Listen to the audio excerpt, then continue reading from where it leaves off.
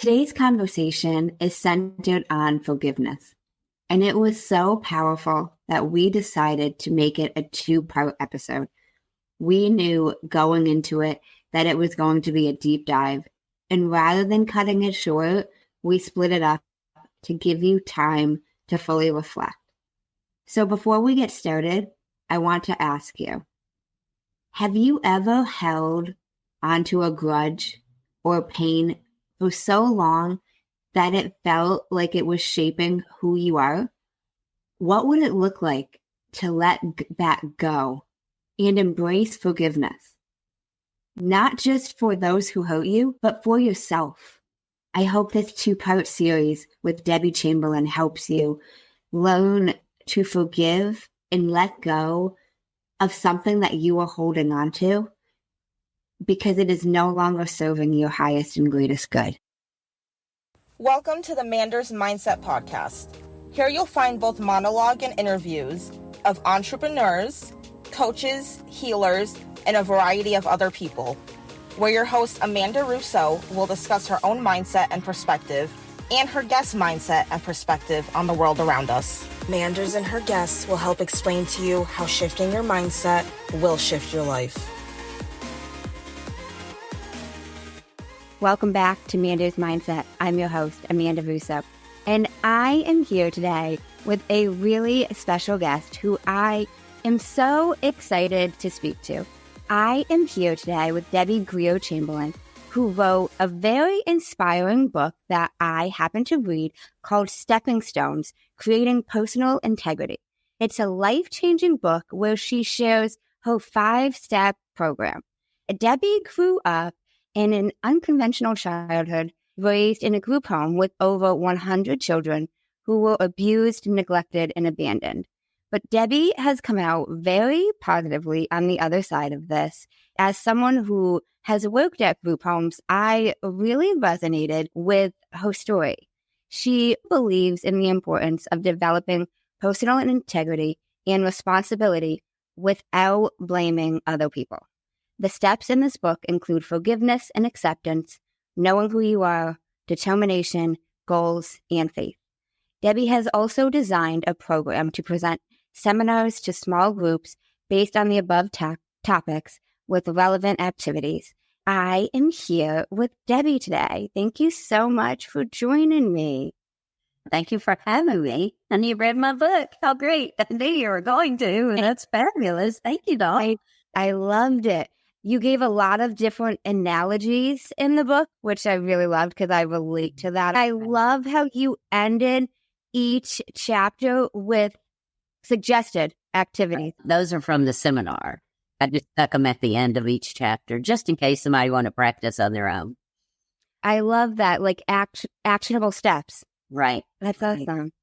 So can you take us down memory lane and tell us about your upbringing, your family dynamic, Sure. However deep you want to go?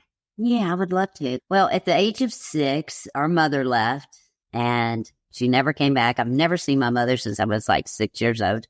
There were 7 of us children all together. Then we had a younger brother who died of SIDS very young. So it was the 6 of us who went on this journey together. And my mother left when I was 6.5, and I'm the 3rd child. I had a sister that was 8.5, a brother that was 7.5. I was 6.5. Kenneth Wayne would have been 5.5. Then there was Ricky, 4.5, Tammy, 3.5, and Jenna, 2.5. And so she left and never returned. So we went to live with our father and stepmother. And basically, for the next 4.5 years, she beat one of us or all of us every day. When I was in the 5th grade at 11 years old, we got off the school bus. It was the very last day of school, and they had abandoned us and they had left. And so we were in a little house by ourselves in Florida, right off the highway. And my grandparents lived in Nashville, and they had been looking for us the whole time. My father came back to see us twice during that month we lived alone, bringing every 2 weeks a big pot of goulash, which is a Southern thing. It's like big noodles and hamburger and tomato sauce. And that's what he left us for 2 weeks for us to eat on. At the end of that month, he surrendered us to the state, and we ended up in a foster home in Florida. Meanwhile, our grandparents from Nashville were looking for us. My grandfather came and found the judge in charge of the juvenile system. He went to his home, sat with him in his backyard with Jack Daniels, which is a whiskey here in Tennessee, and a very famous whiskey, and cigars, and talked that judge into finding us, which the judge did. And so our grandparents took us back to Nashville, and they were too old and too poor to care for us. They placed us in the Tennessee Baptist Children's Home right outside of Nashville. We arrived there on September the 17th, 1969, and I was 11 years old. And if you want me to keep going, I can tell you all about that too. I'd love to backtrack a tad. Your biological mom left when you were 6, and you haven't seen her since, you said. No, and she passed away about 4 years ago, so there's no chance of that. It's a unique story in itself, and I don't talk about it much because that side of the family, just because there's no sense in making other people's lives miserable or making them look bad. But that entire family totally deserted us. They knew where we were at the children's home that whole time, but they chose to disown us completely and act like we didn't exist. And it wasn't until many years later that my brother contacted them, and they were protecting our mother because she had remarried and she moved to Florida. She had a husband who never knew she had children, and they all made sure that lie was protected till the day she died. And yeah, but it is what it is. I feel really sorry for them because they missed out on some really great kids, because we were all are really great kids. And then they missed out on really meeting us. But that's their burden that they'll have to bear, not ours. And most of them have passed away now. I think there's one sister left. They finally did tell them about us, but there's no connection there anymore. But that's pretty wild. Yeah, they live right here in this town and everything. That is wild. Sometimes just hearing it, and it's like, I get what you mean, not airing and making them look bad, but it's just like, sometimes you just no purpose. Don't get why they didn't want anything to do with the... Yeah. Well, they were protecting her. In this whole story, everybody's protecting everybody but us. Our father protected our stepmother. Our mother's family protected her, and she protected herself. But, we were never a thought in the ones that might need protection in any way or form. You and I have talked about this, Amanda. It is what it is. Life deals you things, and you have two ways of looking at it. You can be crappy about it, or you can go on and make a life of your own, which you're proud of, and just be forgiving, move on. I mean, it serves no purpose to be angry and upset. I made a great life for myself and my children, a happy and content life, and I'm very happy with it. I would hate to be burdened with being bitter as angry. Bitterness looks good on no one. It's ugly, and it ages. No, I know. I'm like, why? Who wants all that mess? That's no good. And I'm too vain to go around looking yucky, so because I'm angry with everybody, I'm like, no, they just getting me anyway. I guess I don't understand some people's mindsets when it comes to kids, because I look at kids differently. I get you're protecting whoever, but you have innocent children that don't have control over so much, I've often thought about this because, you always hear like a mother's love, father's love, but, and I would always stop because I would think to myself, like, well, I grew up with 120 kids that didn't have that. So trust me, not every mother or every father cares or wants to be a mother or father. And like every Mother's Day, every Father's Day, I've never given out a Mother's Day card. I've never given out a Father's Day card, and I never will. And there's a little bit of sadness to that, but there are things in life I will never experience or get to, like even the death. My father and my mother are both have passed. I only saw my father after he abandoned us 3 times and never had any serious conversations with him. When I have friends that have the death of their parents, It's so traumatic and horrible for them. I can understand the loss of someone, but I just can't understand how big that loss is. And again, there's a little bit of sadness that I even would miss out on that part. But the closest I can come to it is thinking about one of my children and them passing, when I know it was very different. But there are things that you miss out on in life. That's true. I related to you with the Father's Day card. My dad was never in my life. So I had bought the Father's Day cards, given them to my grandfather, but it's different, And even when I was really young, I didn't have grandparents' cards for Father's Day. So you're getting him a Father's Day card. Right. But it's weird. You're making Father's Day gifts and bringing home something that says dad, giving it to a man that isn't my dad. There's this weird sense of, like, I still have the male figure, but it's different. There's still some mourning. I went through a divorce when my children were almost 9 and 11. It was a very hard time for me because it also shattered that dream of that thinking that I would have this family for the first time. But it was so important that my kids still love their father. There was a lot of betrayal, and children aren't stupid, but I just told them, be open to having a relationship with your dad, because I promise you one day you'll want it. Even as bad as my parents were, I still had that desire for it. I always say I gave them permission to love their father because I made sure they knew how important it was. Divorced couples who fight and use each other with their child in the center of it, it's a terrible way to live. It's also a terrible negative impact on their children. So they should think long and hard before they do that, because a child wants to love their parent, no matter how bad they were, no matter what they did. Psychologically, it's better for them to be able to, right? That's true. You mentioned in your book that you talked a lot about forgiveness, but you mentioned that it was harder for you to forgive your ex-husband versus your parents. Is there... I think because I saw my mother as just another human being, especially when I went through my divorce. I knew she was poor, she was uneducated, she was abused by my father.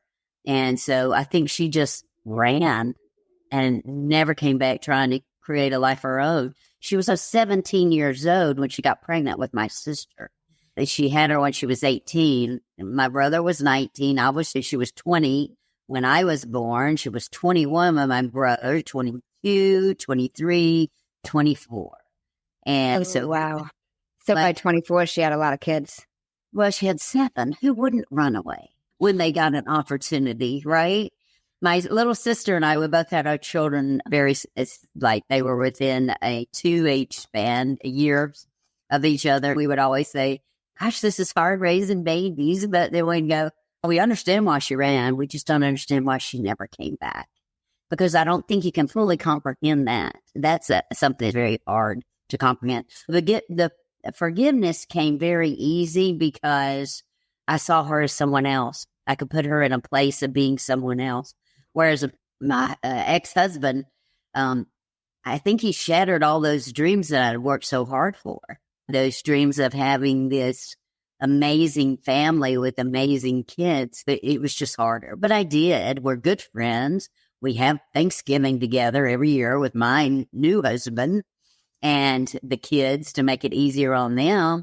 And there's no animosity, no hard feelings. I did forgive him. And it's easy to be around him. Matter of fact, I was around the woman who he had an affair with when he married her. She was always with him at my children's graduations. You either are going to have some personal integrity in your life to treat people how you know you should. I always told my children that you will treat her with respect because you are a reflection of what I taught you. It was important to me. She owed me nothing. I wasn't married to her. I didn't take vows with her. I took them with him. He was the only one who owed me something. So I wasn't going to blame her. That made no sense. She was who she was. But she got him in the end, and good luck to her. Sometimes karma didn't last that long. when you enter a relationship that way, it never does, you know? So there's another lesson to learn there. Yeah. Okay. Right. So you saw your parents more as human as opposed to your ex-husband. I think that's because I removed them from being attached to me. It was harder to remove him from being attached to him. Why do you think that was? Oh, I think it's because the dreams were so crushed. As a little girl, when you're in that much chaos and abuse, and you're just so happy to be out of it, it's a mindset without even realizing it, that I was just so happy to be out of it that even the children's home, a place with 120 children who were just mean as they could be most of them, and a really tough life, was so much better than being beat every day and those kind of things that, you know, I think it creates a gratitude in you. And with him, there really later did become a gratitude of not being married to him anymore. But I still have my 2 wonderful children by him. I'm now married to an amazing man who gave me the one thing I desired more than anything. I always thought that was this amazing family, but instead it was safety. And he gave me a safe place. He gave me a safe environment. And that man would do anything in the world for me. He adores me. And I'm like his pretty princess. And I'm tough as nails, but I'm nailed around him. He gave me the biggest desire of my heart was a place of safety that no one had ever given me. I'm so grateful for that. You know, I mean, that was the silver lining and what I went through in, you know, that other marriage being destroyed. And so, you know, it's always silver lining. You got to look for them. You know, That's your heart's honest and you change. That's true. So can we backtrack a tad? I would love to go back into, you started living with your dad and your stepmom, and that was for about a month, you said? We were with them for 4.5 years. When they abandoned us, we were in the house. Then you were alone for a month. We went to live at the children's home at the end of that summer. Yeah, and so that's where I grew up. When I arrived there, it was September 17th, and school had already started. There were 6 dormitories segregated by age and gender. I was in what was called the middle-aged girl building because that housed the girls from age 10 to 13. I was 11, so I was on the very top floor because I was one of the younger ones of that group. And it was 2 large rooms that had these little iron cot-like beds and a big old bathroom and lots of stairs. And so my brothers and sisters were all living at different dorms too. My brother was in the middle-aged boy dorm. My little brother was in the little boy dorm. My 2 little sisters were in the little girl dorm. My older sister was in the big girl dorm because she had just turned 14. So she was in the bigger girl dorm. So we were all separated. We didn't live under the same roof. And so I got to see her at early in the morning when we walked over to the cafeteria to make breakfast for 100, over 100 children, about 120. And I was 11 years old, getting up every morning at 5, walking across campus and making breakfast. So that old Southern saying, I walked 2 miles up a hill and 2 miles down. It's a joke in the United States. When I hear that joke, I kind of laugh because I literally really had to do that. And then we'd walk back, catch the bus for school, go to school along with all the other children in the community, wearing someone else's clothes because they were hand-me-downs. I was always a little awkward if somebody's looking at you like, I think that's my shirt. Those things change you and define you later. Like now, like all my friends, they tease me because I am never underdressed. I'm always overdressed for every occasion. I do not own a T-shirt. I do not own a pair of sweatpants. You won't catch me dead in there. I'm dressed all the time, and they're always like they go, well, it's casual, and I'll show up, and they'll say, well, that's her casual. Somebody will say, why is she dressed like that? That's Deb's casual. That shaped me. When you're wearing other people's clothes, And you have these dreams of doing something and seeing yourself as something different and better. It shapes you and it changes you. And you either keep those dreams alive or you don't. I kept them alive. I protected them. When I had an opportunity to make money and buy my own clothes, I bought nice clothes. I still do to this day. And, it's important to me. I don't like my hair messed up. I don't like going out without my makeup. I'm very Southern like that. I'm always pulled together. And that's one of the things that shaped me. A very strong work ethic is the other thing. When you're a little girl at 11 years old cooking breakfast for over 100 kids, and then you get off the bus in the afternoon, do your homework, and walk back over to that cafeteria to make dinner for 120 kids, you learn some kind of work ethic. You learn a something very deep in you that you have to earn your way, that nobody's going to do it. And those lessons also stick with you. To this day, I hate cooking. I hate it. I'm a terrible cook. And I still cook for an army. My husband every night's like, who's joining us? And I go, no, it's just us. He goes, okay. Guess we're throwing the rest away because you don't eat leftovers.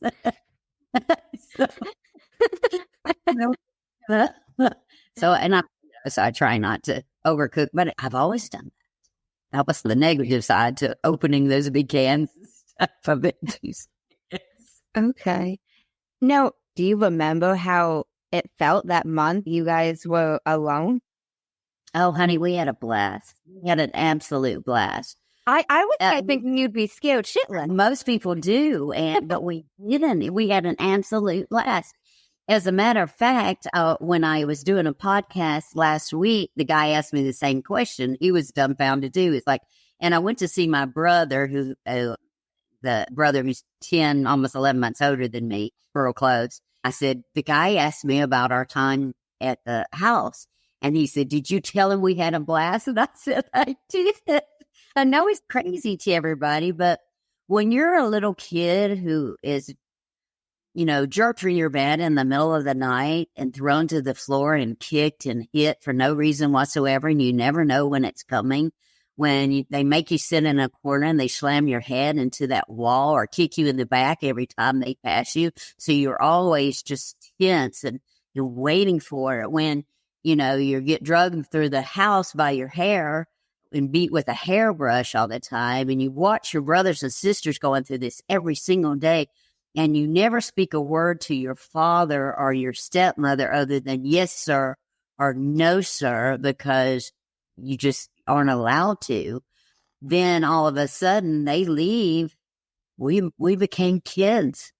This house was small. It had a flat roof like a lot of houses in Florida did. We'd climb up on the roof and jump off of it like we were Dracula and chase each other around. My father had been a race car driver in Nashville, and so we loved racing. And so we took the lawnmower and we made a figure 8 and we act like we were cars and we raced each other. I was Walter Wallace, who used to be a race car driver a long time ago. My brother was Cuckoo Marlin. Each of us had our special person that we liked, and we would race. We'd play cowboys and Indians, and we'd fight over who was going to be the cowboy and the Indian and the chief.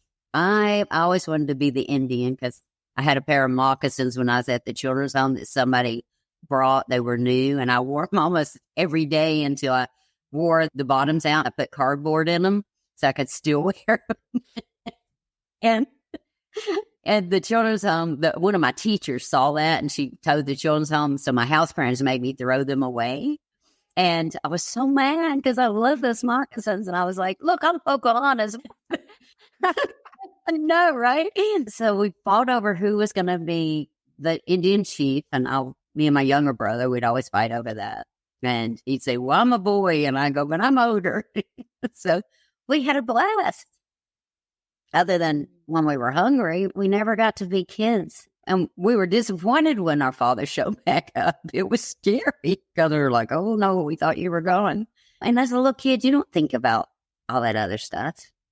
You just know nobody's beating you in the middle of the night, or when you get off a school bus. There was never any rhyme or reason to it. You never knew why. And so that's really hard because you can't change your reactions or your actions if you don't know why.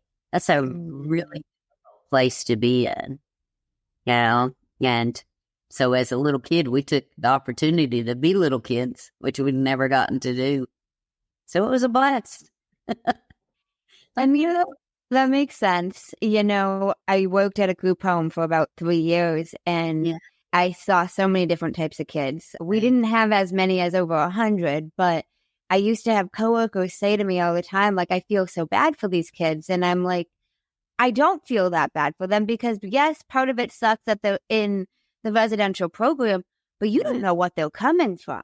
Like, they have food, they have a roof over their head, they can shower, they can play basketball outside, they have video games. Okay, these 16-year-old boys can't be smoking weed, but it's not awful. Would it be better for them to be with the family? Sure, but you don't know what they came from.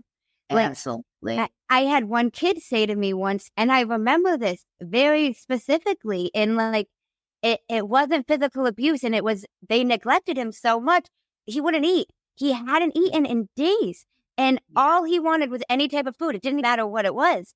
Right. They were just glad to have this freedom. Right. Which it seems like that's what you're saying. It was a freedom and it was safety. Even though we were by ourselves, to us, we saw it as safety because an adult wasn't beating on us all the time. And we have very fond memories of it. Now, as an adult looking back, I'm like, oh my gosh, no telling what, jumping off the roof. My gosh, we could have broken a leg.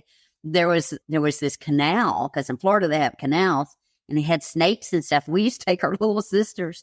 I know it's not funny now, but we would take them and swing them over and act like we were going to throw them in there. Now I'm horrified. I'm like, oh my gosh, we were such silly little kids, but we were just being children. What if one of them had slipped? Man, there's a lot of really dangerous and poisonous snakes in Florida. We just thought it was funny. We were little kids just swinging them because they were little. But when you think back, like my little children, I would be mortified. First of all, I'm not going to leave them by themselves ever. There's a lot of good times, but when you think back, you're like, wow, wasn't the best environment. And now you said your dad gave you guys up to the state after. Did they just come and pick you guys? Yeah, they came to that little house with my father. He met them there and surrendered us to them, to the state. That's when we went to a foster home for probably about another month. My brother's so much better at this. He's got a memory that's like an elephant. He doesn't forget anything. But when we went back to, when my grandparents found us and took us back to Nashville, by the time we went to the children's home, it was September 17th. They left the day we got off the school bus, the very last day of school. This whole process took place during that summer of me being 11 years old. And so we ended up in the children's home probably about 2.5 weeks after school had started. Okay. Yeah, for that year. Yeah. So that whole thing was probably a summer, about 3 months long. Yeah. How was the children's home? It saved our lives, Amanda. It wasn't perfect by any means, but the people were loving and caring, most of them, and taught me a lot of really great lessons in life. When we first arrived, scared to death, I had just seen the movie The Littlest Princess, which was Shirley Temple, where she was at a school and her father, they thought he was dead. He was in the army. And so they put her in the attic. I immediately thought I was going to be put in an attic. It was a tough life, but coming from what we came from, I don't look at it as bad by any means. I had to learn to navigate a lot of different things. I learned to navigate people because with 120 personalities, trust me, you learn some skills pretty quick. Most of them were really damaged children, so there was so much anger and there was so much violence. But I get that now as an adult. And later growing and maturing, when I think back, how else did you expect them to act? When all they had ever seen was violence and out of control actions and reactions to everything. When we first moved there, the house parents were an older couple, retired in their 60s, trying to take care of these rowdy children. They were outnumbered, maybe 20 kids to one set of house parents, or women who were old maids who'd never been married, never been mothers, and they were responsible for, like, Miss Broom was in charge of my floor.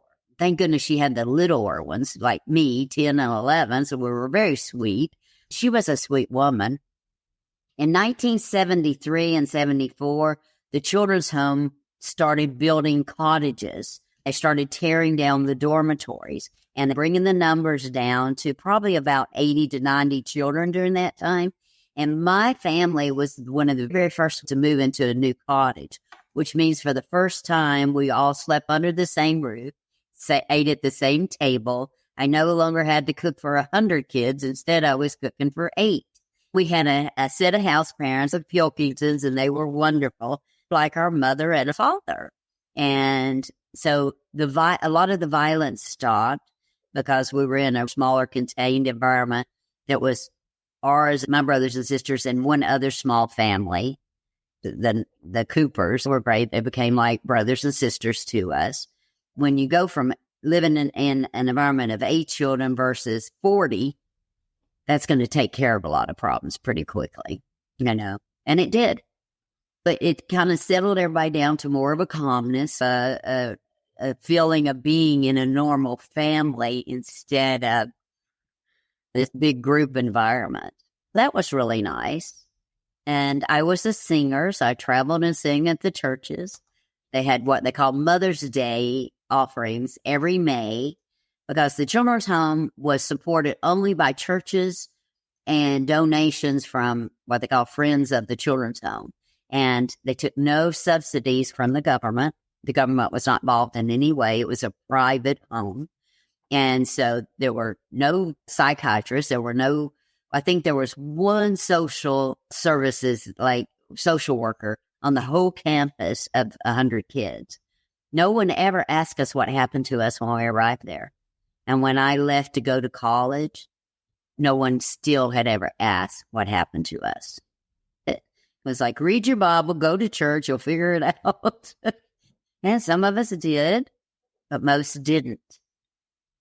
That's interesting. It's interesting to me that they didn't ask, only because I've seen the process and even been involved in the intakes when clients have admitted. Remember, yours was not a private home. Yours was probably a state rent, right? And that's the difference. I'm 66 years old, so that's a long time ago. They didn't really have social services that got involved for a very long time. I kind of miss that whole era of that even being a possibility. I was the only one to go to college. There were 22 of us who graduated that year. No one else went. And I know why. They were so afraid of the unknown, and nobody ever told you were smart or you could do it. I was scared to death, but I had 2 choices. I could leave and get a job, or I knew I was maybe, if I really applied myself, I was smart enough to do it. Turns out that's where I learned I was pretty darn smart. I got to go free to Belmont University, which is a great school here in Nashville. It was a private Baptist college at the time. It isn't anymore. I got to go free. They dropped me off 4 weeks after I graduated from high school. They packed my little box of things, dropped me off at the van in the parking lot, said, have a good life. And that was it. I was on my own. I lived there during the spring, and I took scuba diving, sailing, tennis, skiing, because I had to take classes during the summer to live there because I had no home to go to. I lived straight through and ended up with about 5.5 years worth of credit of college for, in about 3.5 years. That's where my adulthood started. Right there at 18 years old. Somebody dropping me off with a box and going, have a good one. Which is also why a few years ago, I went back to the children's home to mentor and do some fundraising. And I helped them write a program that was transitioning the children out of the children's home because they said, you did so well, and most didn't, and most didn't. Very few of us did well. And I said, well, don't drop somebody off with a box and tell them have a good life. Let's try some mentoring, someone they can call. If I messed up, there was no one to call. That made me a rule follower. It made me very conscious of every decision I made because there was nobody going to bail me out. There was no one. And I was smart enough to know that. And so that's how I lived my life, making sure I didn't make any big mistakes. So. Now, do you think it helped not talking about your experiences at the children's home? It wouldn't help other people, but for me, it didn't harm me because I'm so incredibly driven and focused on not having that kind of life I came from. That, man, it was, laser focused. That I was going to make a life for myself, and being a rule follower helped that. And so I didn't even start looking at my life until about 45 years old when I started doing a lot of personal development. I remember a preacher saying to me, how come someone like you who came from nothing, I've been in sales my whole life, sales and boat relations and business development, why do you always go back when the others, when one door slammed in their face, they stop and they just shut down. And I said, I'm not really sure why. And he goes, well, once you determine that, then that will be your message to the world. And it made me curious, like, why do I behave how I do? Why have I always behaved like that? And so then that's when I started opening those little Pandora boxes and looking in them. And man, I must have sobbed for 2.5 years. But I came out on the other side saying, girlfriend, let me tell you, you always knew you were smart. You always knew you were strong, but you are so much smarter and stronger than you ever realized. So don't you ever let anyone tell you any differently or behave in any way that doesn't display that. It was good once I got over that 2.5-year hump. But it's also when I started writing my seminar program and when I started writing the book. Because it did become a message that I wanted to give out to people. And that's when, and I've always had friends. I'm the friend that everybody comes to get advice. Yeah. What would you do? Because I'm a real good advice giver. And I'm very kind, but I'm very honest. But I don't care if they take it or not. So I'm not going to get mad at them if they don't. Other friends are like, I gave them advice and they wouldn't take it. Well, guess what? You don't get to decide if they take it or not. You just give it and move on. And my friends are all supportive, and they would say, you're already doing this for us. Do it for other people. Like, we're the first person that, you're the first person we call. You're the person we want to talk it over with. Because first of all, I know how to keep a secret. Because when people entrust you with their secrets and you make a promise to keep those, then you do. Because there is no integrity in not doing that.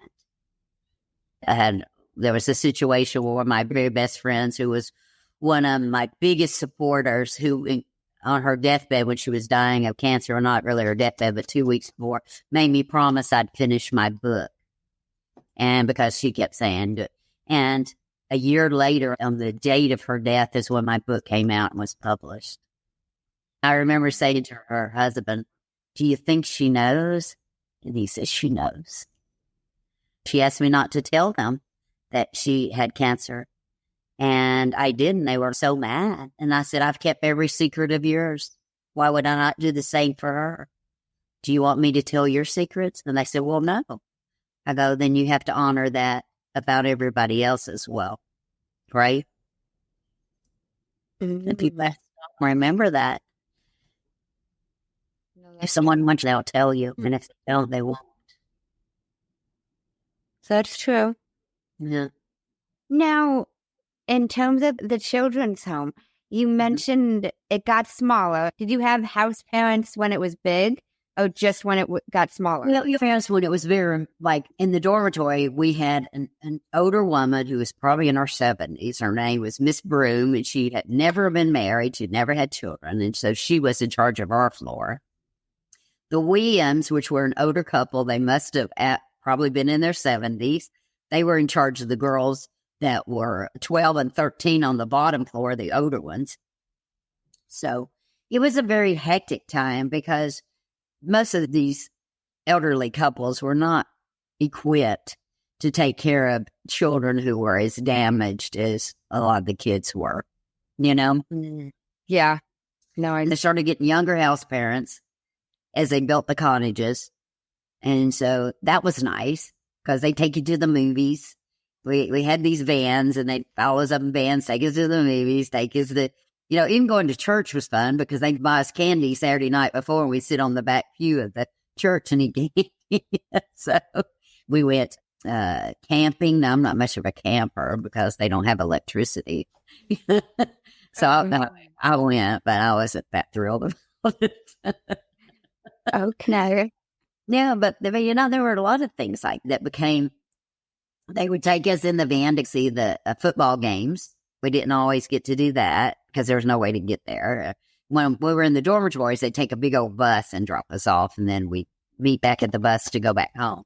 My husband went to the same high school I did. He's 1 year ahead of me, and we didn't really know each other, even though we were around each other. But so he's from Franklin. He was born and bred here. So he's always like, do you remember this?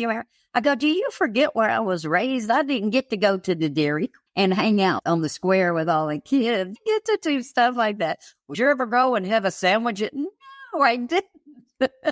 And he forgets that my life was not like his. It wasn't normal. Like this normal where all the kids meet up on a Friday night or Saturday night and stuff like that. So I'm always just kind of shaking my head at it and going, no, I didn't get to do that stuff. Fair enough. I've heard of different programs that have what they call house parents, but any of the residential programs I've worked at, there's never been house parents. I feel like that would make it seem more home-like. Yeah, I could be completely wrong. It gave it more of a normacy, a more feeling. Yeah. It did. Yeah. And some of them were so amazing. Like the McClendons, well, he was the assistant director, I think. Anyway, he's the director general. His wife was beautiful and tall. Funny story. She was so beautiful and so tall, and they were the sweetest people. Anyway, my first year of high school, I had lost a whole bunch of weight. I'd started running. And so she had taken me that summer and said, do you want some new clothes for school? I was going to be going from middle school to high school in the 10th grade. And I said, yeah, I would. So she took me, and she was a seamstress, so she was going to make me some things. When we got there, she was like, so what do you want? And I go, well, I want a suit. She's like, you want a suit for school? Yes, I want a suit. And I want a brown suit. She's like, are you sure? And I'm like, yes. So the first day of school, I get off the bus, have on this little brown suit, and somebody goes, who's the young teacher? Right. Of course, I never wore the suit again. But can you imagine? But that's the kind of innocence I had about things. Like, I wanted to look like Miss McClendon because she was tall, she was beautiful. Whereas I'm only 5'2", so I'm very short. I needed all the help I get. I always paid attention to the people around me who I admired or respected. They became an image in my head of how I wanted to present myself. I know, looking back now, then I was just thinking, well, I just want a brown suit, so I'll look like Miss McClendon. No, I think back on that now, and there's some really funny stories like that about this innocence of me that always kept real intact. Like the first year I went to the children's home, and I ordered a doll, a little walking doll where you hold its hand and it walks. Now I'm 11. All the girls are so mean. If they're already owned to boys, and they're making fun of me for having this doll. Like, I guess we don't play with dolls anymore, right?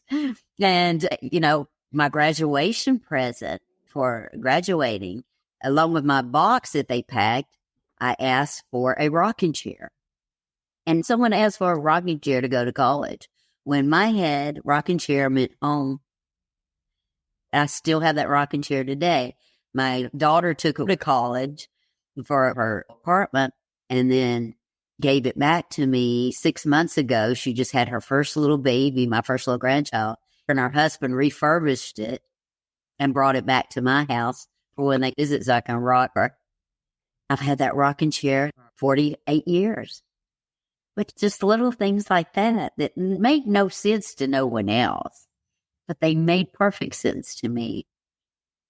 Through growing up and leaving the children's home, a lot of things didn't make it, but that rocking chair always made it for some reason. And so it's sitting in one of my bedrooms right now. It's crazy. Makes no sense. Now, you mentioned in your book how some of the people in the children's home helped you with forgiveness. Mm-hmm. How did they help you with forgiveness? Well, I think it was just the environment of it being a religious environment. We went to church every morning, every Sunday night, on Wednesdays, Tuesday, for whatever there was. We just lived in church. And these people that were in the church, most of them were so loving and kind. They didn't have to care about us, but they did.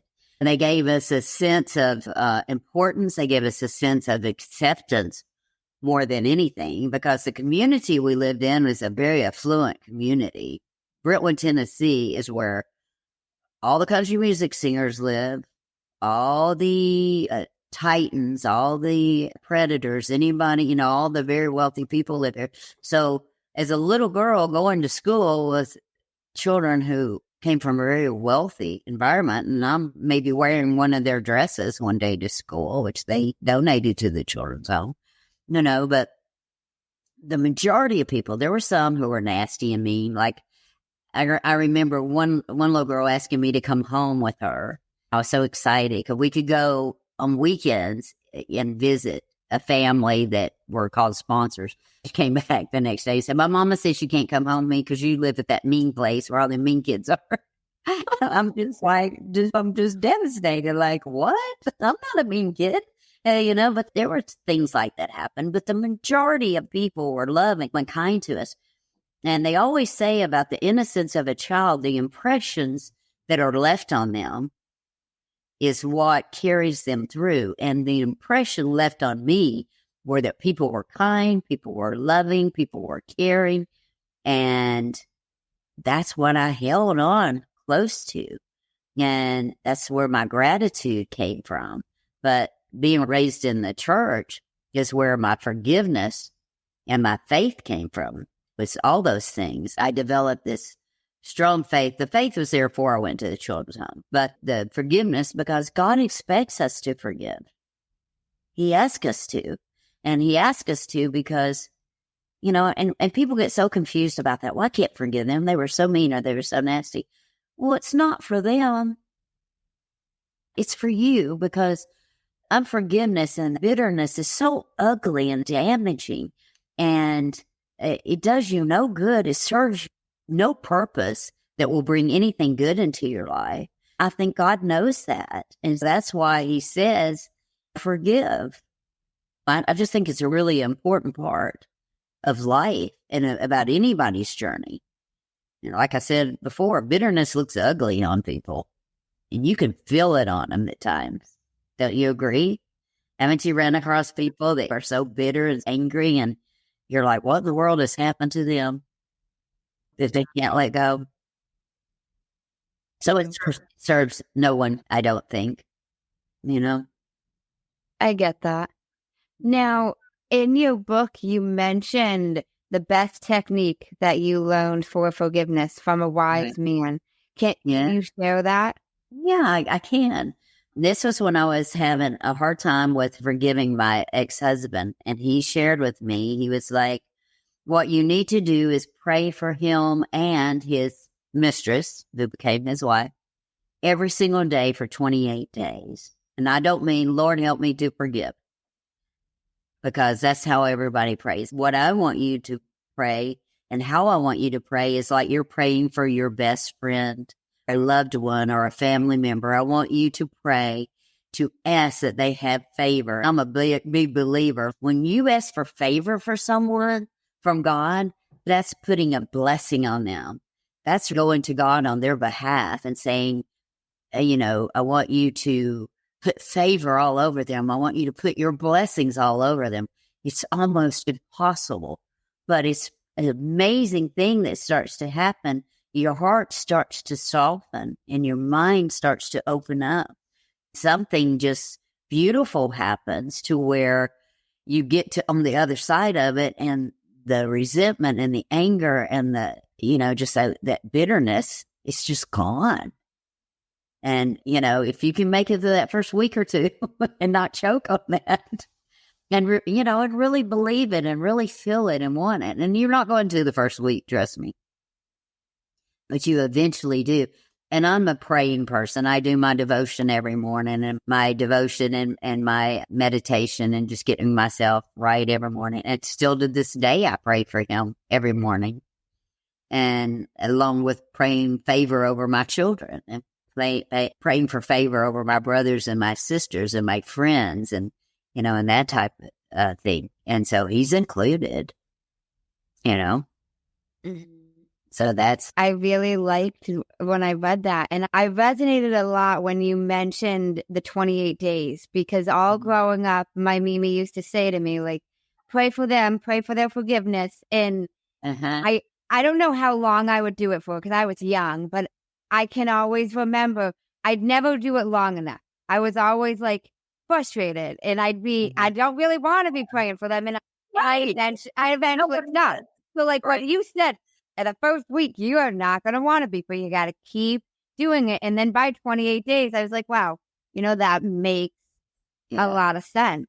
That psychologically, it's a habit. It's a forming a habit too. Yeah. And it changes, your habits change too if you'll practice them for what it is, 3 weeks to 4 weeks. And so I guess it's the same concept. I don't know. This gentleman who was a really good friend of mine and I considered a mentor, who was so fascinating, is the one who told me about that.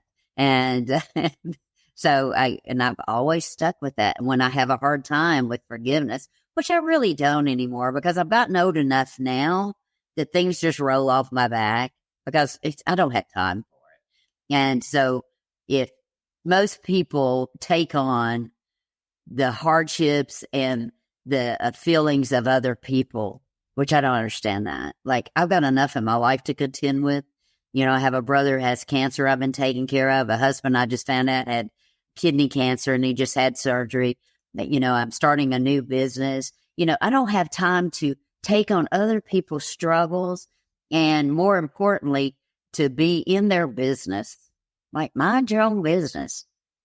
And then your life won't be so weighed down with stuff. Like, people say, well, can you believe my friends? Or can you believe it's none of my business? I don't care. If I have mom to live under my roof, I don't care. I don't care what you do with your own life. It's your life. You live it how you see fit, because we all have a journey. And guess what? We do not get to decide anybody else's journey but our own. And if most people would spend time worrying about their own journey instead of worrying about everybody else's, they might do a better job at having a better journey, right? That's true. Yeah, it is. I completely agree. We've all got enough stuff going on. Like, why are you worried about other people's crap? I had somebody that you care about. I'm not talking about people that you care about and you want to comfort them. I'm talking about somebody that, I'm like, stop, stop. And most people I find that worry about everybody else's business, their lives are so in the toilet anyway that I'm like, take the time and figure out your own stuff here, because your life's not real a shining example for anything or anyone. So, Yeah. Now, you mentioned also about the work ethic that you developed through the children's home.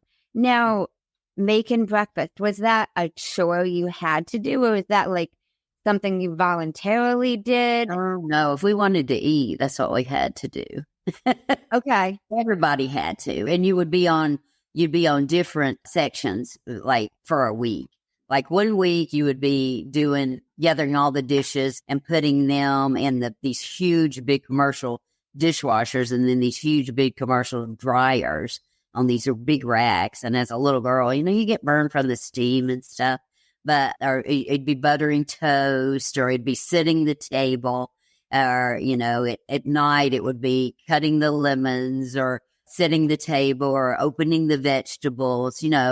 When you're 11 years old, and was a little bitty kid. I'm a little woman as it is. So, there wasn't a lot of the really heavy things that I had to do. The older girls were required to do those.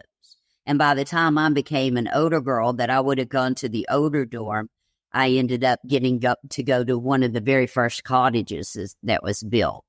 So I kind of escaped that hard stuff. But yeah, no, you had no choice. That was your job. And if you wanted to eat, you helped. I always say my poor little children would have starved to death. I always say, if you have an 11-year-old, can you imagine? I could barely get mine out of bed in the morning to go to school. I'm not, they would have starved to death, and so would everyone else around them. They would have not done that.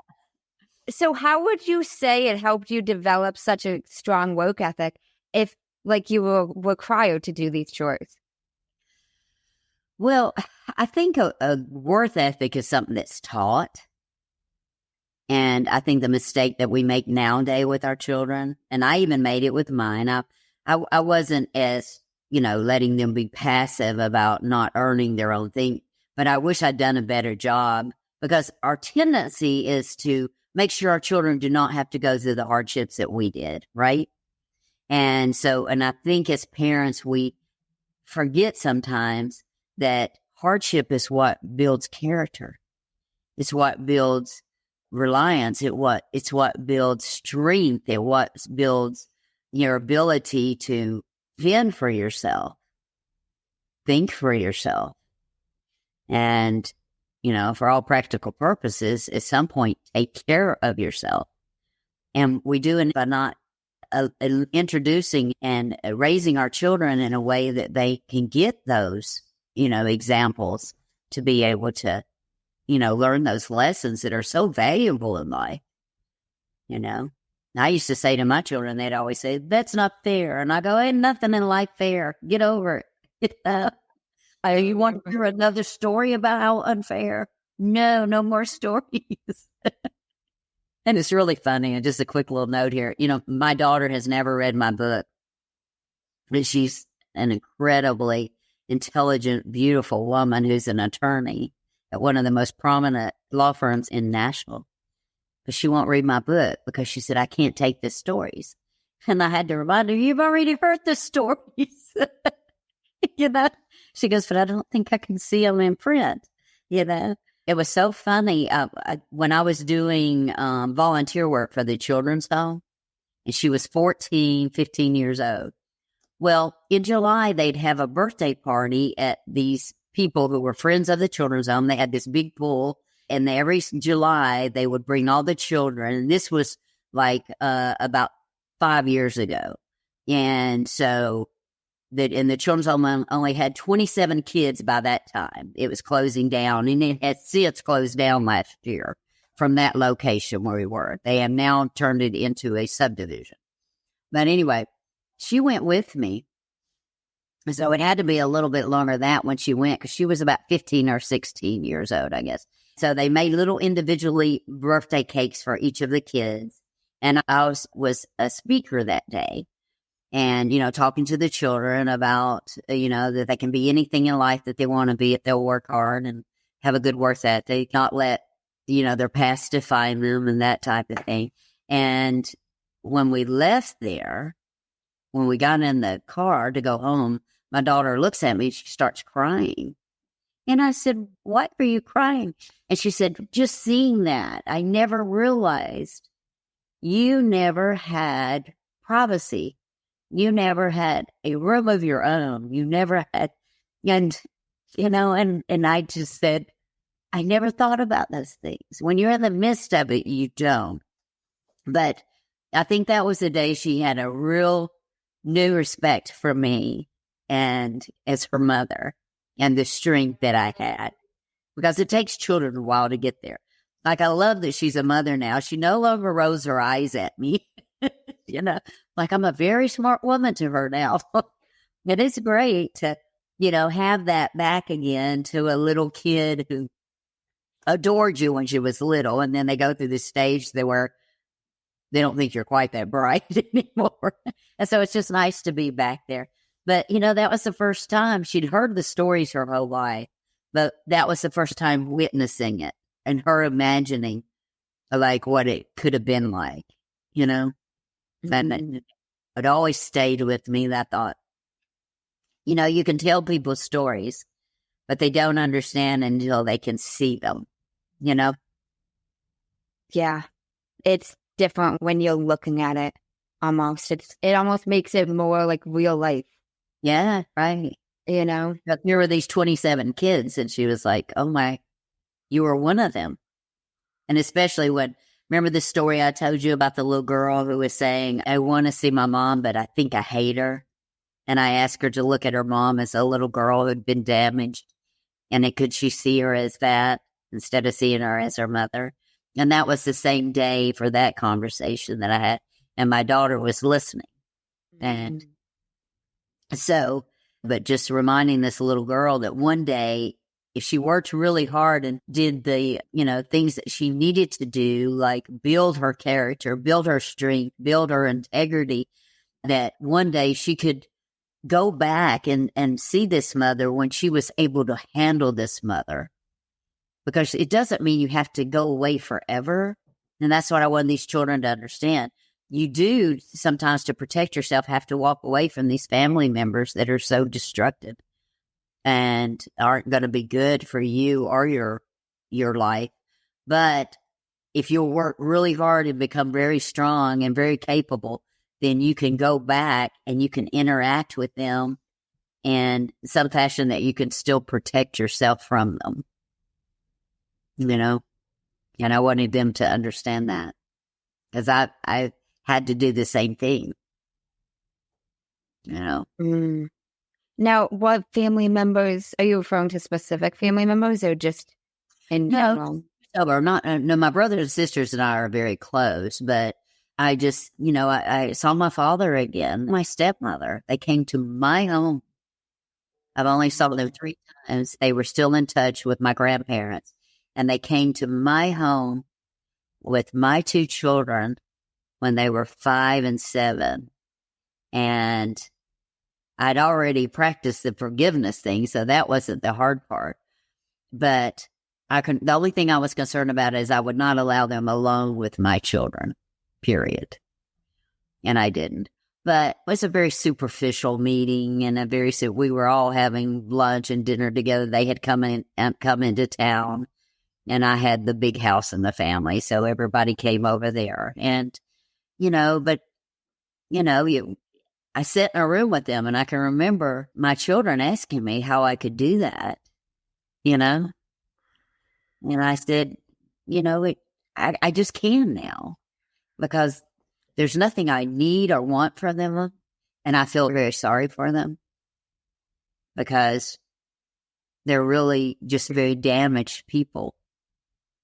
But I want nothing really to do with them. I don't want them as a part of my life.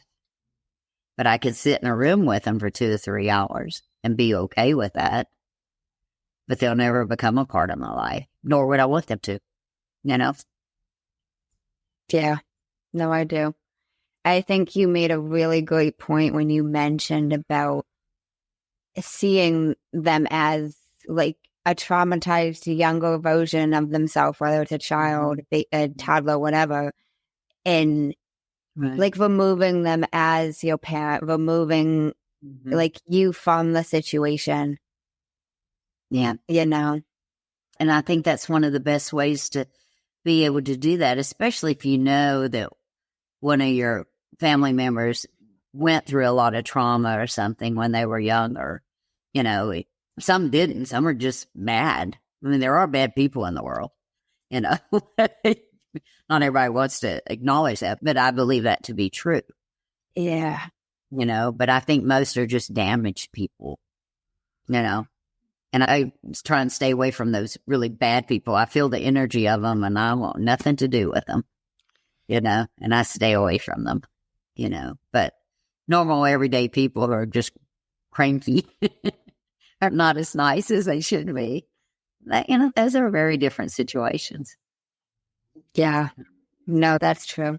But I think it's a really helpful, like when you mentioned that to me, because like I definitely did not have the abusive childhood growing up, but I've struggled with a lot of forgiveness with my father because he wasn't in my life my whole life. I didn't even know who he was till I was 18, reached out to him at 26.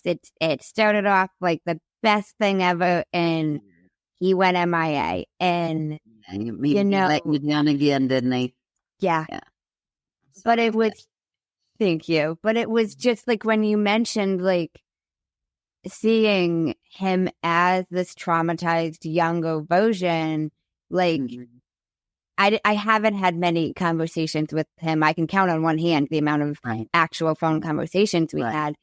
But there was one conversation, and he mentioned it very quickly, and he would never elaborate. But he made the comment once. Because I said something along the lines of, because like he had told my mom, he's always wanted a daughter. He's always wanted a daughter. Like, you don't act like you've always wanted a daughter. But I made that comment to him. I was like, you've got a funny way of showing you've always wanted a daughter. And he was like, you don't know what my father was like. And I was like, that's true. Like I never got the opportunity to meet either of his parents. So I can't say whether he had the best or the worst upbringing. So like, I don't know. Men usually won't. It was very hard for men to talk about things like that. And especially that age of a man. Yeah. They're not going to share those things. No, no. And it's sad that you didn't get those answers, but you'll have to learn to become okay with it, which I think you probably have. No, I have. You're not. You're working towards it very quickly. And you have like to learn. Okayness. I had a guest like refer to this word called okayness. Like, it's not necessarily okay, it's okayness. Right. And what else? What it is. You have two choices, either to not be okay with it or to somehow become okay with it. Right? Yeah. And those are two choices. And not being okay with it is not going to serve you well in any form or fashion. So, like, I wish I could remember the saying that I keep seeing over and over again. And it's like, most times in life, you will never get that apology that you need for closure. So you're going to have to find your own closure, And it's not exactly that, but it's something, that's what it means. It's saying, and we do. I think each and every one of us, we have to find our own closure somehow, because we're probably never going to get what it is we want from that other person. And to be honest, like in my situation, would there really be a good answer for any of it? No. So why wait around for that, or why need it so desperately?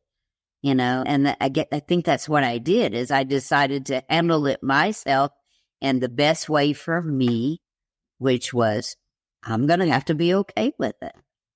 And I am. Well, yeah. No, it's true. Like you mentioned a lot throughout your book, like there's just certain things that are just happen, that we each just deal with. Not that they're good, not that but there's certain things you can't change. Like you can't change your past regardless of how much you think about it, how much you talk about it, how much you write about it, how much whatever. Like there's no changing it. Right. So you're just stuck with it. So figure it out. I'm always like the short straw, drawing the short straw. And a lot of people draw the short straw in life. A lot more draw the short straw than that really long, nice straw, And so you've got to be okay with that. You've got to plan better. You've got to work harder. You've got to be intentional about your actions and the things that you do in life, because you didn't have that advantage. And most people don't get that advantage anyway. They just don't. So it's not like sitting here crying in your milk thing, because there's a whole lot of people like myself and like yourself that, I'm sorry, we just kind of got dealt a little short straw. And so make better choices, make better decisions, because that's the only thing that is going to get you ahead of the game. And I believe in the 80-20 rule, that 80% of the people will never do the work that they have to do to get where the 20% is. And it's a shame, but that's how life is. And that 80-20 rule to me works in every aspect of life, you know? Mm-hmm.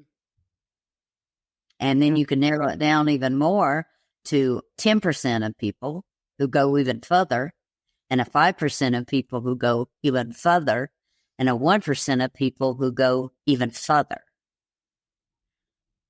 But they did things and worked harder and did the things that these others did not want to do, period.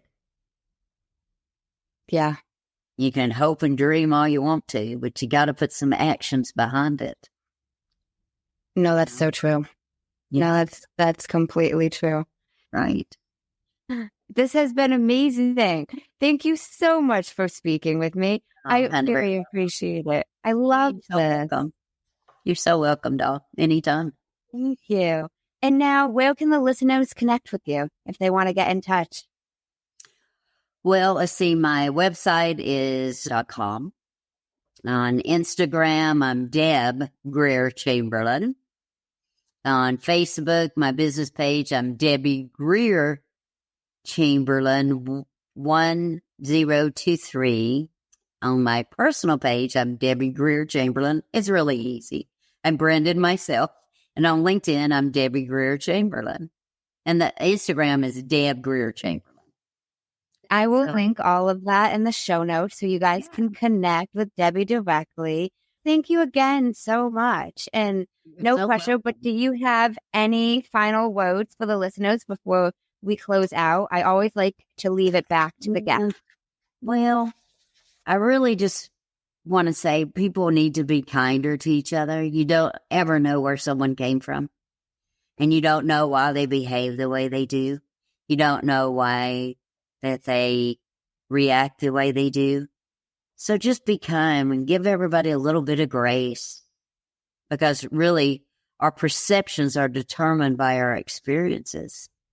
And we all have different perceptions of things by how we've lived or what we've lived through. So just be kind and show grace. You know? Yeah. No, that's beautiful. Completely agree. Thank you so much. I really appreciate it. You're welcome, Miss Amanda. Thank you so much. Appreciate you having me, honey. Oh my gosh, of course. And thank you guys for tuning in to another episode. In case no one told you today, I'm proud of you. I'm rooting for you. And you got this. As always, if you enjoyed the show, I would really appreciate it if you would leave me a 5-star rating, leave a review, and share it with anyone you think would benefit from this. And don't forget, you are only one mindset shift away from shifting your life. Thanks, guys. Until next time.